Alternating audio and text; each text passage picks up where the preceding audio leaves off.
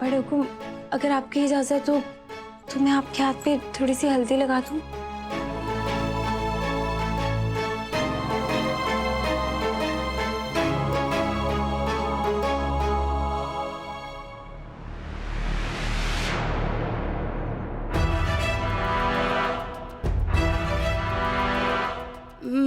माफ करना देवी हुकुम, वो गलती से हल्दी आपके हाथ पर भी लग गई।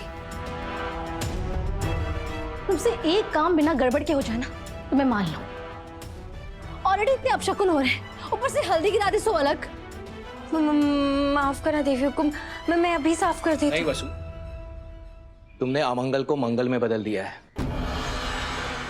हल्दी का लगना हमारे यहाँ पर शुभ संकेत माना जाता है।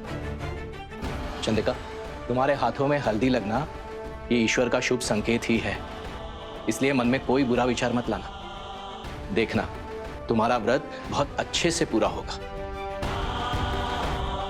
खुश रहो वसु, आज फिर से तुमने सब सही कर दिया। चलिए, हमें निकलना चाहिए, पहले से ही बहुत देर हो चुकी है। काकू, बाकी सभी ड्राइवर से कह दीजिएगा कि आपको फॉलो कर दीजिए, गाड़ी बुला लीजिए। हाँ।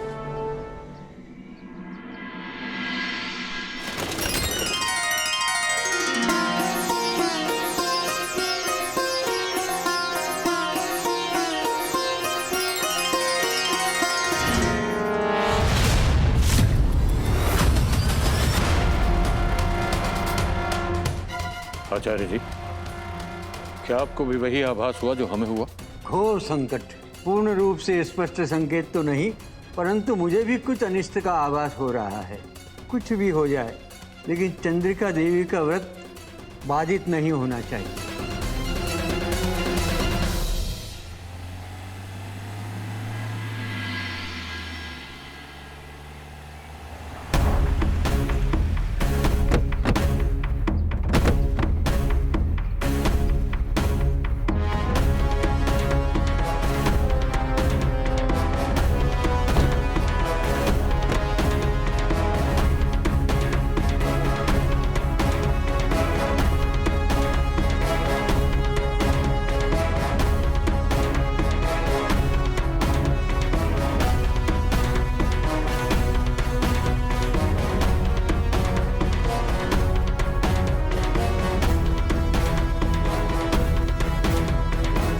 चलिए, गुरुजी के दर्शन कर लेते हैं।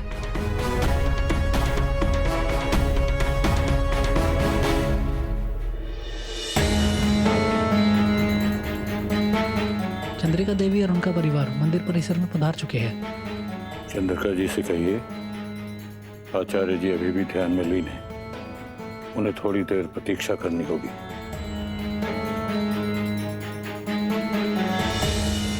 रुकिए रुकिए, आचार्य जी अभी ध्यान में लीन है, आपको कुछ समय प्रतीक्षा करनी होगी। हैं? तो फिर हम गाड़ी में वेट कर ले? हमारा मतलब हमारी नाजुक सी करिश्मा खड़े खड़े कहीं थक ना जाए, इसलिए। उसकी आवश्यकता नहीं है, आप मेरे साथ चलिए।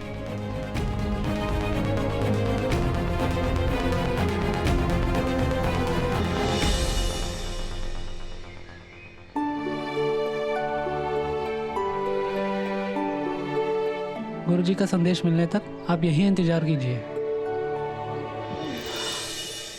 हाय, इतनी कड़ी धूप में ही बिठाना था तो कम से कम छाते का तो इंतजाम करते।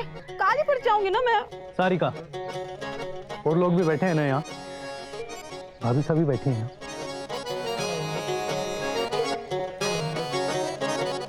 मदन लाल, छता लाओ, मैडम के ऊपर लगा दो।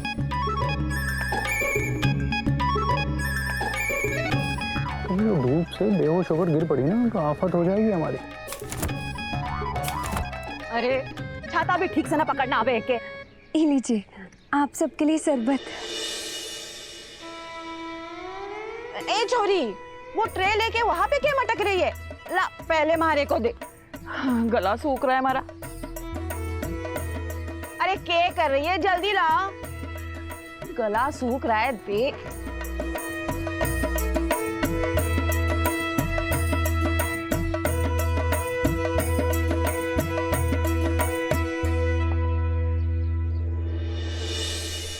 जीती रहो बेटा, तुम हमेशा दूसरों के बारे में पहले सोचती हो। Thank you. आचार्य जी कब दर्शन देंगे?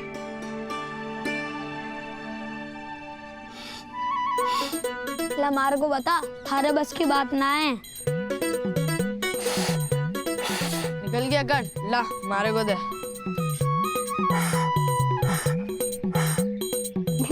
क्या हो गया? एक शंख ना बज रही तुमसे? बोलते चली जैसे थारे को बड़ा बजाना आवे। ले पकड़, ला मारे को दे।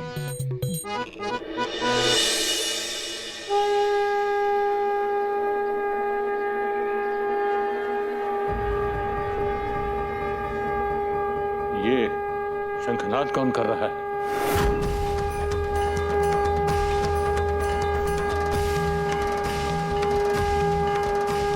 मैं देखता हूं। रुक जाओ, रुक जाओ। कैसा अभ्यास है? शंखनाद के कुछ नियम होते हैं, दिन पहर देखकर ही इसे बजाया जा सकता है। ये शंखनाद किसने किया है? माफ करना गुरुजी, हमारे से अनजाने में बहुत बड़ी भूल हो गई। मैं तो इन बच्चों को शंख बजा के दिखा रही थी। ईश्वर तुम्हारी रक्षा करे, किंतु आज का दिन तुम पर बहुत भारी होने वाला है।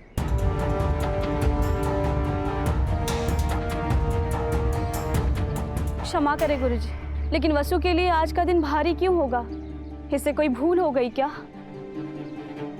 जल्दी ही पता चल जाएगा। हमें चंद्रिका देवी जी के पास लेके चलिए। आइए।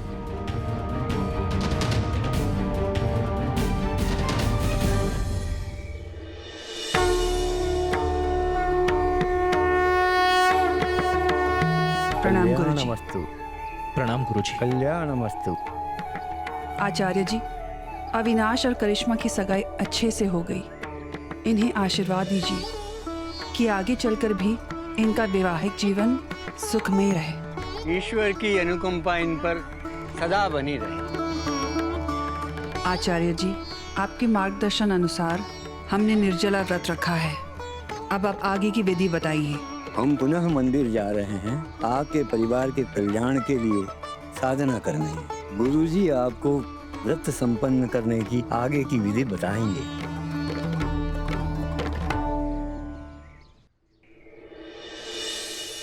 ये व्रत अत्यंत कठिन है चंद्रिका जी।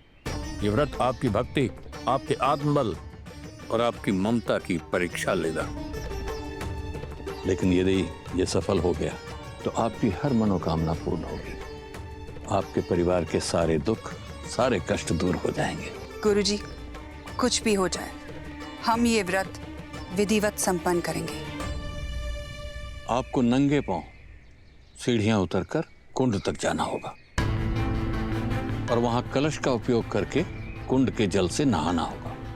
उसके बाद उसी कलश को कुंड के जल से भरकर सीढ़ियां चढ़ते हुए मंदिर तक जाना होगा और गर्भगृह में स्थित भगवान का अभिषेक करना होगा। और ये अनुष्ठान आपको 21 बार निभाना है।